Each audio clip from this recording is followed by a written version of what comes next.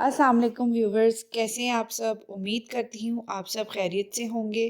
अल्लाह ताला हमेशा आपको हंसता मुस्कुराता रखे, आमीन। आज मैं आपके साथ हज़रत शेख सादी रहमतुल्लाह अलैह की हकायात शेयर करने लगी हूँ। उम्मीद करती हूँ कि आपको पसंद आएंगी। तो चलें शुरू करते हैं। बुरा ना चाहो। एक बादशाह का गुलाम भाग गया। कुछ लोगों ने इसका ताक़ुब किया और गिरफ्तार करके बादशाह के सामने पेश कर दिया। वज़ीर को इस गुलाम से दुश्मनी थी। इसने बादशाह को मशवरा दिया कि इसको कत्ल कर दिया जाए। गुलाम ने हाथ बांधकर अर्ज़ की कि हजूर के हुक्म के सामने मेरा सर खम, लेकिन क्योंकि मैं हजूर का नमक खा कर पला हूँ, इसलिए नहीं चाहता कि क़यामत के दिन आप पर मेरे कत्ले नाहक का इल्ज़ाम लगाया जाए। अगर आप इजाज़त दें तो मैं इस वज़ीर को मार डालूं, फिर इसके क़सास में आप मुझे कत्ल कर दें। इस सूरत में मेरा कत्ल जायज़ होगा। बादशाह हंस पड़ा और वज़ीर से कहा, अब तेरी क्या राय है? इसने कहा, जहाँपना मेरी राय में ये मुनासिब है कि खुदा के लिए अपने बुजुर्गवार की कब्र के सदक़े में इसको आज़ाद कर दीजिए, ताकि ये मुझे किसी बला में ना फंसा दे। जब तो किसी दुश्मन पर तीर चलाए तो ये जान ले कि तू भी इसके निशाने पर है। मर्दे हक और बादशाह वक्त। एक मर्दे बाखुदा जंगल की एक गोशे में बैठा अल्लाह अल्लाह कर रहा था और इसने बादशाह की तरफ ध्यान न किया। बादशाह इसकी बेनियाजी पर बिगड़ गया और कहने लगा, ये गद्दी पोश जानवर होते हैं, इनको इंसानियत छूकर भी नहीं गई। बादशाह के तेवर देखकर वज़ीर इस फ़कीर के पास गया और कहा कि ए मर्दे खुदा, एक जलीलुल कदर बादशाह तेरे पास से गुजरा, लेकिन तूने कोई खिदमत नहीं की और ना ही कोई अदा बजा लाया। इसने कहा, बादशाह से कह दो कि खिदमत की तवक्का इससे रखे जो इससे इनाम की तवक्का रखता हो, और ये भी समझ ले कि बादशाह रैयत की निगहबानी के लिए है, ना कि रैयत बादशाहों की अतात के लिए। बादशाह को फ़कीर की बात भली मालूम हुई। इसने फ़कीर से कहा कि मुझसे कुछ मांग। फ़कीर ने कहा, मैं ये मांगता हूँ कि आप यहाँ दोबारा तशरीफ़ लाकर मुझे तकलीफ़ ना पहुँचाएं। बादशाह ने कहा, तो फिर मुझे कोई नसीहत कीजिए। फ़कीर ने कहा, अभी वक्त है, कुछ कर ले, क्योंकि नेमत अब तेरे हाथ में है।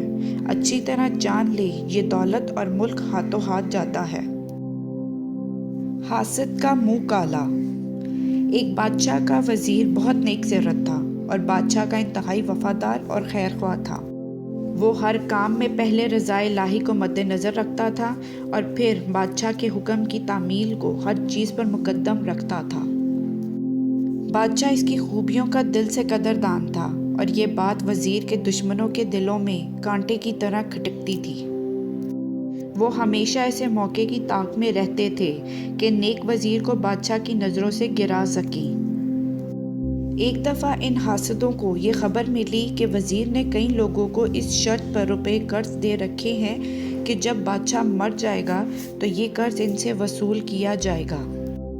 एक हासिद बादशाह के पास गया और कहा कि जहाँपना, ये वज़ीर आपका खैरख्वाह नहीं है। इसने लोगों को इस शर्त पे कर्ज दे रखा है कि आपकी वफ़ात पाने के बाद इनसे वापस लिया जाएगा।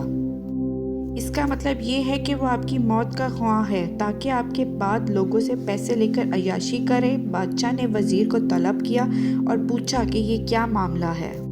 वज़ीर ने अर्ज़ की कि आलम पना, ये सच है कि मैंने इस शर्त पे लोगों को रुपए कर्ज दिए हुए हैं, लेकिन मैंने ये बात खैरख्वाही से की है। मेरी गर्ज तो ये है कि बेचारे मकरूज़ हमेशा आपकी ज़िंदगी और सलामती के लिए दुआ करते रहें ताकि इन्हें कर्ज वापस करने की नौबत ना आए। हातिम अस्म रहमतुल्लाह अलैह का बहरापन।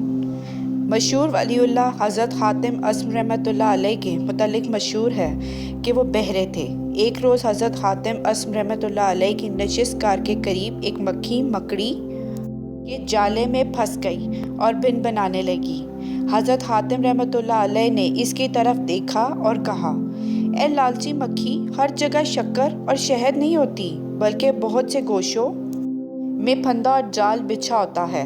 हाजरीन मस्जिद में से एक ने कहा कि आपने मक्खी की भिनभिनाहट सुन ली, जबकि आप तो बहरे हैं। हातिम अस्म रहमतुल्लाह अलैह ने मुस्कुराते हुए फरमाया कि بھائی حقیقت میں بہرا نہیں ہوں، لیکن ایسا بنا رہتا ہوں، گویا کچھ سنتا ہی نہیں۔ یہ اس لیے کہ لوگ میرے سامنے میرے عیب بیان کریں اور ان سے اپنا دامن بچا سکوں۔